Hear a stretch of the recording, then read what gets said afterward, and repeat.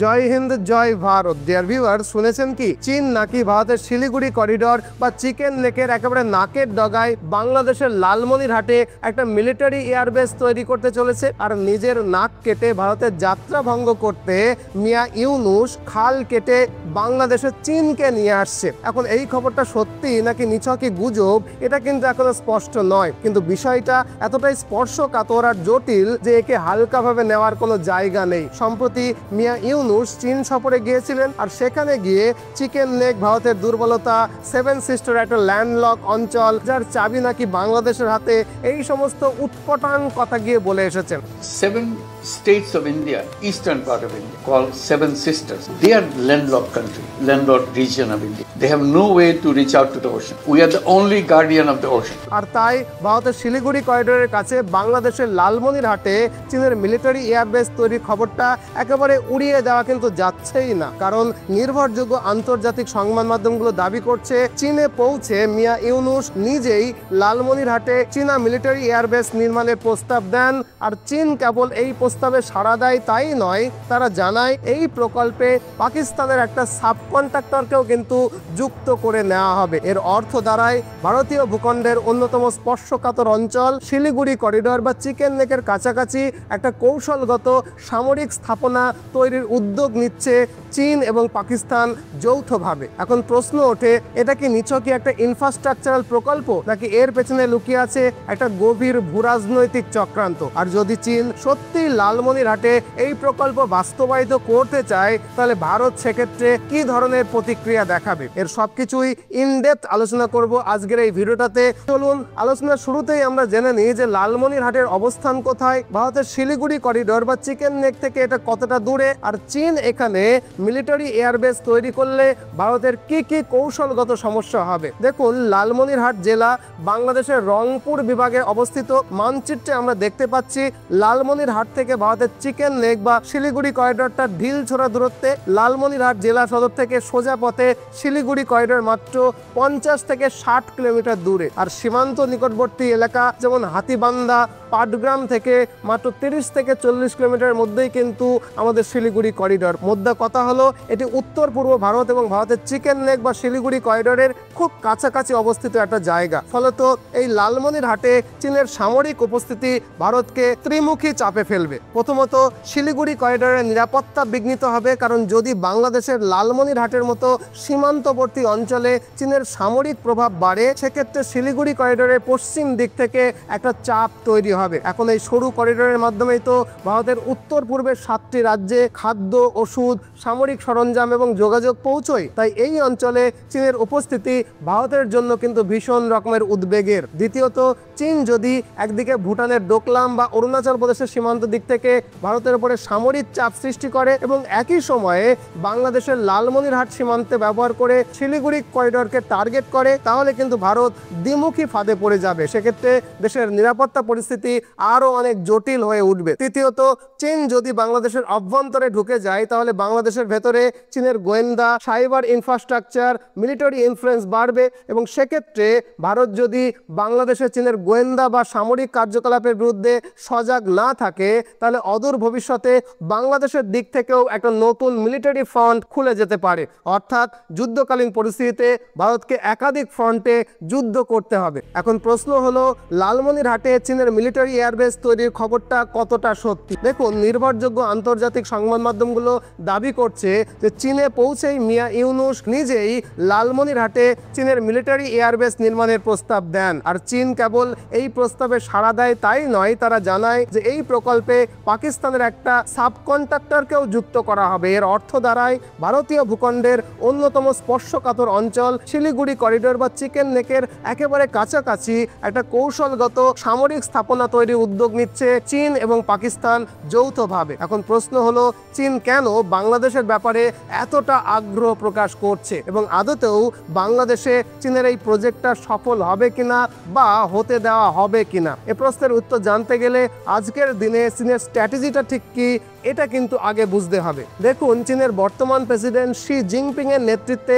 চীন গোটা পৃথিবী জুড়ে একটা চটজলদি এবং আক্রমণাত্মক নীতি নিয়ে হাঁটছে, যার অন্যতম মূল লক্ষ্য হলো চীনকে যত তাড়াতাড়ি সম্ভব একটা কেন্দ্রীয় বিশ্ব শক্তি হিসাবে প্রতিষ্ঠা করা। এবং এই পুনর্জাগরণের অংশ হিসাবে চীন 4টি প্রধান আন্তর্জাতিক উদ্যোগ নিয়েছে। এক হলো BRI belt and road initiative, 2 হলো GDI গ্লোবাল ডেভেলপমেন্ট ইনিশিয়েটিভ, 3 হলো GSI গ্লোবাল সিকিউরিটি ইনিশিয়েটিভ এবং 4 হলো GCI গ্লোবাল সিভিলাইজেশন ইনিশিয়েটিভ। এই 4টি উদ্যোগের মধ্যে দিয়ে চীন শুধু পরিকাঠামোগত সহায়তা বা অর্থনৈতিক উন্নয়নের প্রতিশ্রুতি দিচ্ছে তাই নয়, বরং ধাপে ধাপে বিভিন্ন দেশের অভ্যন্তরের রাজনীতি, সমাজ ব্যবস্থা এবং জনমতকে প্রভাবিত করার কৌশলও নিয়েছে। এই প্রভাব বিস্তারের সবচেয়ে সূক্ষ্ম অথচ কার্যকর মাধ্যম হলো military operations other than war, মানে MOTW, অর্থাৎ যুদ্ধ ছাড়াও সেনাবাহিনীকে ব্যবহার করে কোনো দেশের মনস্তাত্ত্বিক এবং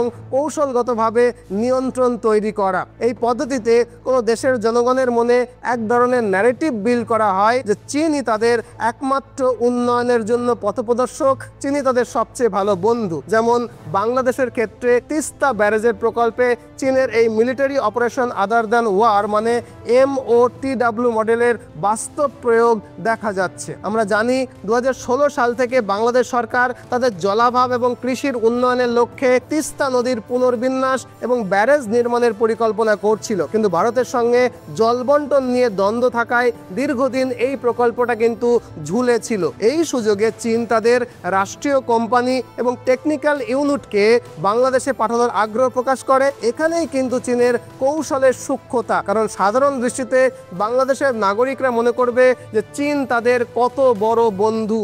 আসলে কিন্তু চীন তাদের মিলিটারি টেকনিক্যাল ইউনিটকে বাংলাদেশে পাঠাচ্ছে, যেটা বাইরে থেকে অসামরিক মনে হলেও প্রকৃতপক্ষে এটা বাংলাদেশে চীনের সম্ভাব্য সামরিক পদক্ষেপের প্রথম ধাপ। এই প্রকল্প বাস্তবায়িত হলে চীনের পিপলস লিবারেশন আর্মি সরাসরি সেনা না পাঠিয়েও বাংলাদেশে তাদের সক্রিয় উপস্থিতিকে তৈরি করে ফেলবে, মানে বাংলাদেশে তাদের পরিকাঠামো, যন্ত্রপাতি, জনবল থাকবে প্রকল্পের নামে, অথচ প্রয়োজনে তা সামরিক ঘাঁটিতে রূপান্তরিত হয়ে যেতে পারে যে কোনো সময়। উদাহরণস্বরূপ শ্রীলঙ্কার হাম্বানটোটা বন্দর চীনের 99 বছরের জন্য লিজে নেওয়ার কথাটা কিন্তু মনে করা যেতে পারে। হাম্বানটোটা বন্দর প্রকল্পটাও একটা উন্নয়ন প্রকল্প হিসেবে শুরু হয়েছিল, কিন্তু সেটাকে বর্তমানে চীন দখল করে নিয়েছে। এভাবেই চীন দেশে দেশে ছুঁয়ে ঢোকে আর ফাল হয়ে বেরোয়। তিস্তা প্রকল্পের পরে এমনই একটা প্রস্তাবের অংশ হিসাবে লালমনিরহাটে একটা বিমানবন্দর বা হেলিপ্যাড নির্মাণের সম্ভাবনা দেখা যাচ্ছে, যা প্রাথমিকভাবে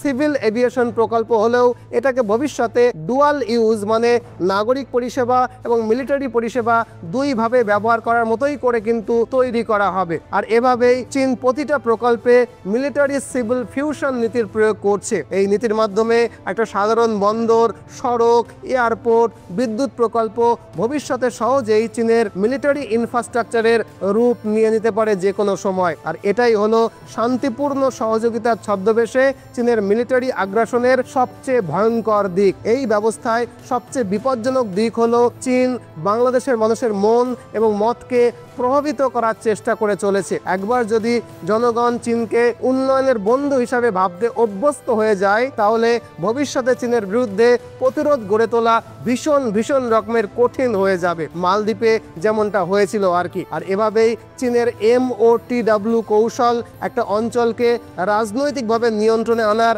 অব্যর্থ অস্ত্রে পরিণত হয়ে গেছে। অর্থাৎ সার্বিকভাবে বলা যায় চীন দক্ষিণ এশিয়া জুড়ে একটা নতুন যুগের সাম্রাজ্যবাদ গড়ে তুলেছে, যার অস্ত্র হলো উন্নয়ন, হাতিয়ার হচ্ছে অর্থনীতি এবং যুদ্ধক্ষেত্র হচ্ছে মানুষের মন বা চিন্তা ভাবনা। তবে ভারতের চিন্তাবিদরা বা আমার মতো শিক্ষকেরা চীনের পুরো খেলাটা কিন্তু বুঝে গেছে এবং সেই মতো পাল্টা প্রত্যাঘাত শুরু করেছে। এই যে চীন আজকের বাংলাদেশকে নিয়ে এত উৎসাহী, এর কারণ কি আপনারা জানেন? কারণ চীনের এই একই রকম উদ্যোগকে আমরা পাকিস্তানের সফল হতে দিইনি, মায়ানমারে ব্যর্থ করে দিয়েছি, নেপাল এবং ভুটানে চীনের উদ্যোগকে সম্পূর্ণ মুখ থুবড়িয়ে ফেলেছি। কিন্তু কিভাবে, চলুন সেটাই ব্যাখ্যা করে বলি। প্রথমে আমরা আলোচনা করি পাকিস্তানে চীনের উদ্যোগকে আমরা কিভাবে ভণ্ডুল করে দিয়েছি সেই আলোচনাটা। দেখুন, 2013 সালে চীন এবং পাকিস্তানের মধ্যে চায়না পাকিস্তান ইকোনমিক করিডর মানে সিপেক চুক্তি স্বাক্ষরিত হয়। এই প্রকল্পের মূল লক্ষ্য ছিল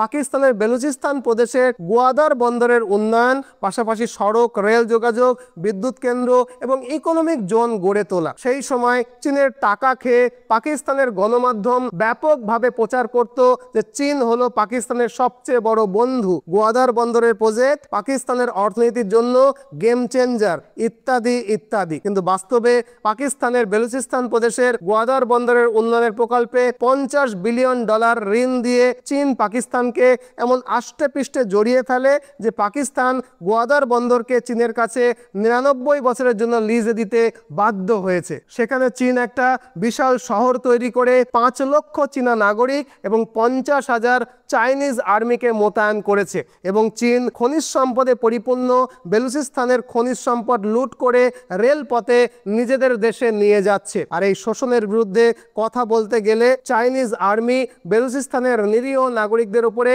অত্যাচার চালাচ্ছে। ফলে বেলুচিস্তানের বঞ্চিত এবং নিপীড়িত আদিবাসীরা বিদ্রোহী হয়ে উঠেছে। আর বেলুচিস্তানের বিদ্রোহী গোষ্ঠী মানে বেলুচ লিবারেশন আর্মি লাগাতার চীনের পরিকাঠামোর ওপরে আক্রমণ করে যাচ্ছে। আর এই বিদ্রোহের আগুনে রোজ নিয়ম করে ঘি ঢালছে ভারত এবং আমেরিকা। কিন্তু কিভাবে বিদ্রোহীদের সাহায্য করছে ভারত এবং আমেরিকা সে বিষয়ে আমি বলবো না, কিন্তু পাকিস্তানের বেলুচ বিদ্রোহীদের বিদ্রোহের আগুন যে দাউ দাউ করে জ্বলছে সেটা কিন্তু আপনাদের চোখের সামনেই আছে। আর বেলুচিস্তান থেকে প্রাণ ভয়ে পালাচ্ছে চীনের ইঞ্জিনিয়াররা আর নাগরিকরা। ফলত চীনের $60 বিলিয়ন প্রজেক্ট সম্পূর্ণভাবে ফেল করে গেছে পাকিস্তানে। এদিকে পাকিস্তানের পক্ষেও টাকা ফেরত দেওয়া সম্ভব নয়, মানে পাকিস্তানে চীনের আম এবং ছালা দুটোই কিন্তু গেছে। একইভাবে মায়ানমারে চীনের উদ্যোগকে আমরা ব্যর্থ করে দিতেও সমর্থ হয়েছি। আমরা জানি চীনের বেল্ট অ্যান্ড রোড ইনিশিয়েটিভ মানে BRI এর আওতায় চীন মিয়ানমার ইকোনমিক করিডর মানে CMEC চুক্তি স্বাক্ষরিত হয়েছে। এই চুক্তি অনুযায়ী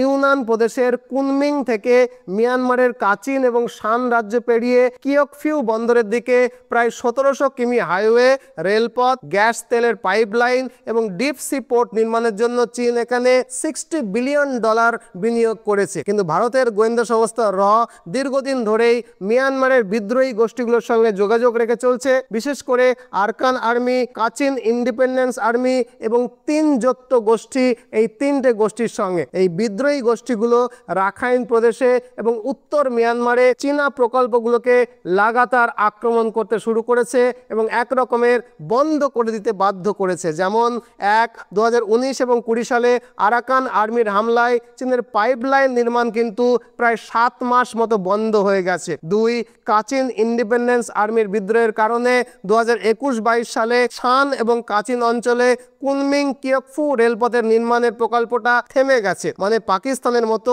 মিয়ানমারেও $1 বিলিয়ন খরচ করে নিট ফল কিন্তু শূন্য হয়ে গেছে। মানে ভারতের সুচতুর কৌশলের কাছে চীন কিন্তু রীতিমতো খাবি খাচ্ছে। এর পাশাপাশি নেপালও বর্তমানে চীনের বলয় থেকে বেরিয়ে ভারতের বলয়ে চলে এসেছে এবং নেপাল এখন কমিউনিজম ছেড়ে পুনরায় হিন্দু রাষ্ট্রে ফেরত আসতে চাইছে। মানে নেপালে কয়েক দশক ধরে চীন যে $1 বিলিয়ন খরচ করেছে তারও নিট ফল কিন্তু 0। অর্থাৎ নেপালেও চীনের $1 বিলিয়ন প্রজেক্টকে আমরা পুরোপুরি ব্যর্থ করে দিয়েছি। একইভাবে ভুটান ইতিমধ্যেই ভারতের সঙ্গে সামরিক এবং কূটনৈতিক সম্পর্ককে জোরদার করছে। ডোকলামের ঘটনার পর থেকে ভুটান বুঝে গেছে একমাত্র ভারতই তাদের নির্ভরযোগ্য মিত্র। আর এই কৌশলগত বাস্তবতা চীনের জন্য কিন্তু একটা বড়সড় ধাক্কা। আর তাই পাকিস্তান, মিয়ানমার, ভুটান, নেপালের মতো বাংলাদেশেও চীনের এই পরিকল্পনা সফল হবে না, মানে হতে দেওয়া হবে না। আর তার একটা নয়,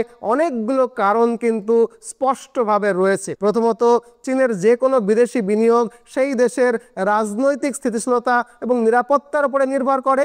অথচ বাংলাদেশের রাজনৈতিক পরিস্থিতি বর্তমানে অনেকটাই অনিশ্চিত। জামাতে ইসলাম, হেফাজতে ইসলামের মতো চরমপন্থী গোষ্ঠীগুলো আবারও এখানে সক্রিয় হয়ে উঠেছে। এই বাস্তবতায় চীনা প্রকল্প এবং কর্মীদের নিরাপত্তা নিয়ে স্বাভাবিকভাবেই প্রশ্ন উঠছে। পাকিস্তানের বেলুচিস্তানে যেমন চাইনিজ ইঞ্জিনিয়ারদেরকে বারবার টার্গেট করা হয়েছে, বাংলাদেশেও সেই সম্ভাবনাকে কিন্তু একেবারে উড়িয়ে দেওয়া যাচ্ছে না। যেমন বেলুচিস্তানের বেলুচ বিদ্রোহীরা রোজ দিন চীনের নাগরিকদের খতম করছে, বাংলাদেশেও ঠিক তাই হবে, আমাদের কিছু করার দরকার হবে না। এমনিতেই চীনের নাগরিকদের খুব সহজেই দেখে চিনে ফেলা যায়, তাই সেদিন বেশি দেরি নেই, চীনের নাগরিকরা বাংলাদেশে তাদের বিলিয়ন ডলারের প্রজেক্টটাকে ছেড়ে লেজ গুটিয়ে পালাবে। পাকিস্তানে এই কৌশল সফল হয়েছে, মায়ানমারেও সফল হয়েছে, বাংলাদেশেও একই রকমভাবেই সফল হবে। দ্বিতীয়ত, চীনের উচ্চ সুদের ঋণের ফলে বাংলাদেশের অর্থনীতি কিছুদিনের মধ্যেই চাপে পড়ে যাবে। উদাহরণস্বরূপ, পায়রা বিদ্যুৎ কেন্দ্র প্রকল্পে চীনের বিনিয়োগ ছিল প্রায় $2 বিলিয়ন, যার সুদের হার 2.75% এবং পরিশোধের সময়সীমা মাত্র 15 বছর। বিশ্বব্যাংক বা JIC এর তুলনায় এটা প্রায় দ্বিগুণ। IMF বা ইন্টারন্যাশনাল মনিটারি ফান্ড সম্প্রতি তাদের একটা রিপোর্টে বলেছে যে বাংলাদেশকে 2025 সালের মধ্যে প্রায় 5.15 বিলিয়ন বৈদেশিক ঋণ পরিশোধ করতে হবে, যার একটা বড় অংশই কিন্তু চীনের কাছ থেকে নেওয়া। এই ঋণের জালে বাংলাদেশ সরকার যেভাবে জড়াচ্ছে, পাকিস্তান বা শ্রীলঙ্কার মতো বাংলাদেশকেও তাদের পোর্ট, তাদের বিদ্যুৎ কেন্দ্র চীনকে বেচে দিতে হবে, মানে 99 বছরের জন্য লিজে দিতে হবে। এটাই কিন্তু আগামীর ভবিষ্যৎ এখন থেকে স্পষ্ট অনুভব করা যাচ্ছে, বোঝা যাচ্ছে। আর এটা যখন হবে, বাংলাদেশের আমজনতা তারা প্রতিবাদে রাস্তায় নামবে। এমনিতেই আমরা জানি যে বাংলাদেশ প্রতিবাদীদের দেশ, প্রতিবাদ হতে খুব বেশি একটা সময় লাগবে না। তৃতীয়ত, ভারত এখন শিলিগুড়ি করিডোরের সংযোগ আরো মজবুত করে ফেলেছে। ভারতীয় রেল ইতিমধ্যেই জলপাইগুড়ি হলদিবাড়ি করিডোরকে চালু করেছে। তাছাড়া চিকেন লেকের পাশ দিয়ে বাংলাদেশের রংপুর বিভাগের সীমান্তে ইন্ডিয়ান আর্মি হেভিলি ডিপ্লয়েড হয়ে আছে এবং উত্তরোত্তর যেভাবে সেনা সমাবেশ বাড়ছে, ফলে উত্তর পূর্ব ভারত বা চিকেন লেক নয়, আমার তো মাঝে মাঝে রংপুরের ভবিষ্যৎ নিয়েই চিন্তা হয়। অতএব চীন যে এখনই লালমনিরহাটে তাদের মিলিটারি এয়ারবেস তৈরি করবে, এটা এখনো স্পষ্ট নয়। তবে যদি সত্যি করেও, তাহলে কি কি কারণে এটা ব্যর্থ হবে তার সবটাই কিন্তু আমি ব্যাখ্যা করে বলেছি। আশা করি আপনারা উপলব্ধি করতে পেরেছেন। তো এই হলো পুরো গল্প। যদি ভিডিওটা ভালো লাগে একটা লাইক করবেন, নতুন হলে চ্যানেলটাকে সাবস্ক্রাইব করে দিতে ভুলবেন না। আর হ্যাঁ, লালমনিরহাটে চীনের মিলিটারি এয়ারবেস তৈরির খবরটা কতটা সত্যি বলে আপনার মনে হয়, আর সেক্ষেত্রে রংপুর সীমান্তে ভারতের সৈন্য সমাবেশ কি বাড়ানো উচিত? কমেন্ট বক্সে আপনার মূল্যবান কমেন্ট নিশ্চয়ই জানাবেন। প্রত্যেকের কমেন্ট পড়ার কিন্তু আমি অপেক্ষা করি। আজ এ পর্যন্তই, নতুন ভিডিও নিয়ে আবার দেখা হবে। ততদিনে ভালো থাকবেন, সুস্থ থাকবেন, সর্বদা ভারতের পক্ষে থাকবেন। জয় হিন্দ, জয় ভারত।